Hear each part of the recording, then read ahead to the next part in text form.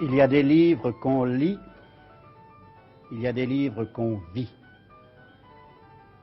Et c'est le cas du livre de Mouloud Feraoun, ce journal qui vient de paraître aux éditions du Seuil. Et les dates de ce journal, vous avez pu les voir, nous indiquent qu'il s'agit d'un journal écrit pendant la guerre d'Algérie. C'est un livre né de la douleur et qui provoque la douleur.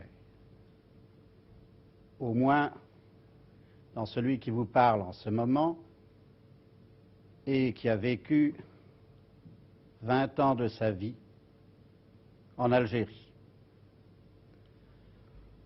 On sait comment Mouloud Feraoun est mort.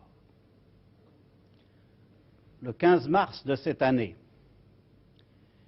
des fonctionnaires des services sociaux qui travaillaient dans des bureaux à El Biar, près d'Alger, furent interrompus dans leur besogne par des tueurs de l'OAS qui les entraînèrent dans la cour, les firent se ranger le long du mur, les bras levés.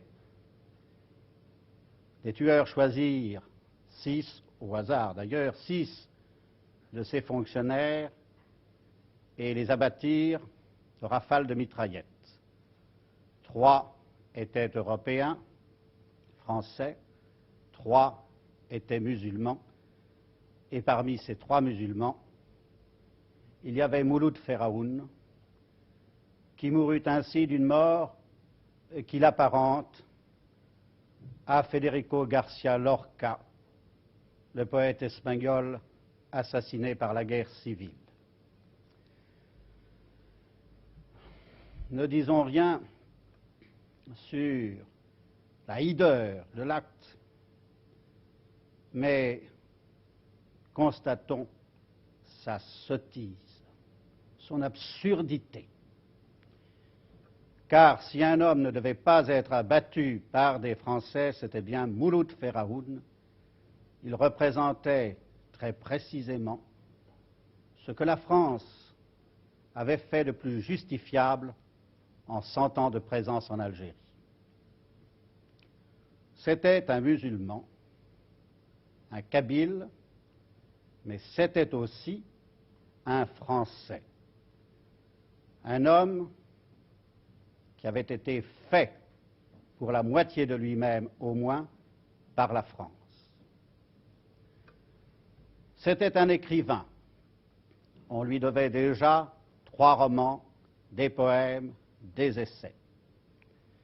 C'était un instituteur, un directeur de cours complémentaires, par sa langue, par sa culture, par son écriture. Il était donc de chez nous, tout autant qu'il était de chez lui, par sa race et par sa croyance. On l'a tué. Était-ce un partisan? Non. Et peut-être certains lui reprocheront-ils une certaine tiédeur. En effet, il semble, lorsqu'on lit son journal, il semble que Mouloud Feraoun n'était pas un esprit prévenu en faveur de la rébellion. Il ne commence son journal qu'en 1955, c'est-à-dire après que la rébellion a commencé. Et il me semble que dans les premières pages de son livre, on sent comme une sorte d'étonnement, ou sinon d'étonnement, peut-être d'inquiétude devant l'ampleur soudaine que prend le mouvement de rébellion, surtout dans son peuple, le peuple de Kabylie, dont il est très proche, puisqu'il est en fonction, lui, Mouloud Feraoun, à Fort National. Il voit cet élan et, naturellement, il adhère. Il adhère spontanément, mais en même temps qu'il adhère à la rébellion en Kabylie, il ne peut se détacher complètement, absolument, cela lui est impossible, il ne peut se détacher de la France.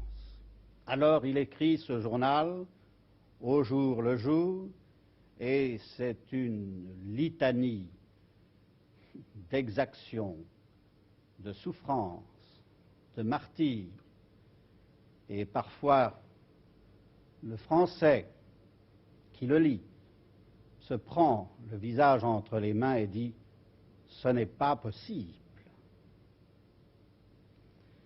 C'était un esprit non prévenu, en fait, et qui a vécu une double tragédie. La tragédie, d'abord, de l'homme divisé, de l'homme écartelé, de l'homme déchiré entre sa tradition et la nôtre. Il s'écrie à certains moments, il pousse des cris de désolation parce qu'il n'y a pas eu mariage, le mariage qu'il souhaitait entre la France et sa race. Il écrit par exemple la vérité. La vérité, c'est qu'il n'y a pas eu mariage.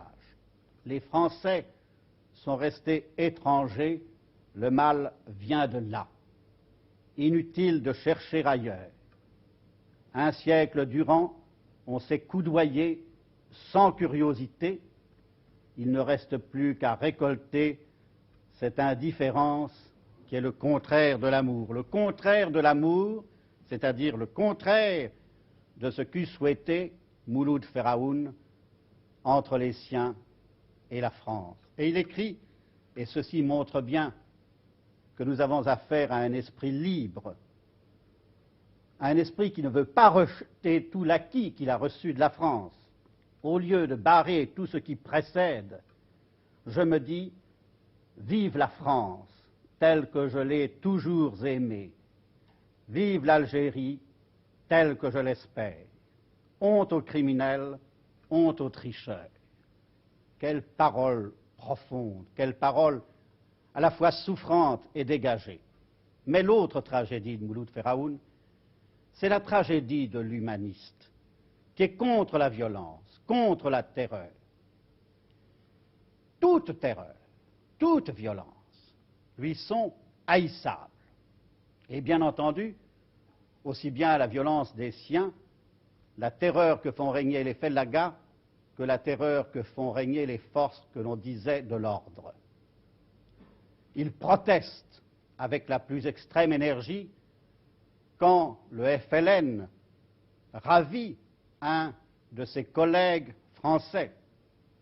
Mais il proteste avec non moins d'énergie, bien entendu, lorsque ce sont les forces de l'ordre qui opèrent le ravissement d'un musulman.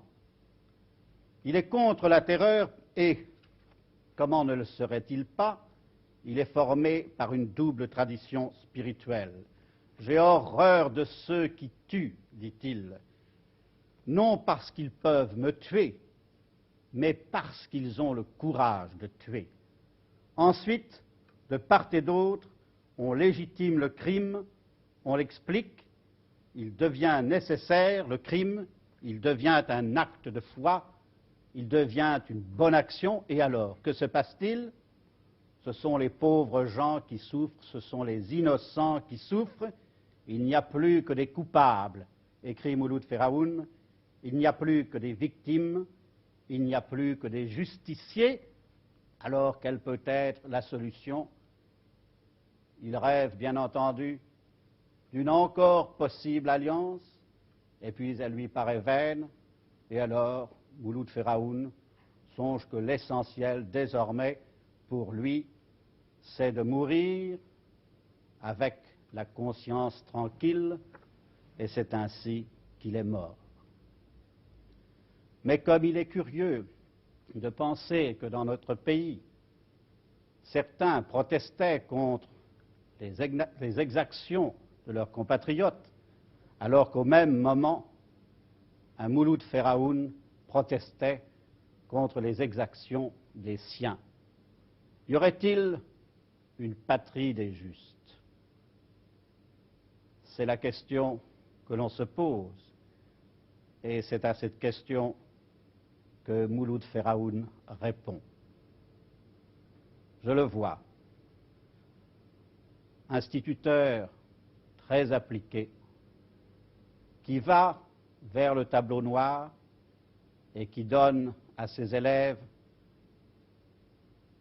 un thème d'instruction civique à développer. Ce thème, il l'écrit en blanc sur le tableau noir de la souffrance humaine, et de sa belle écriture, il a écrit « Comme il est difficile d'être juste ».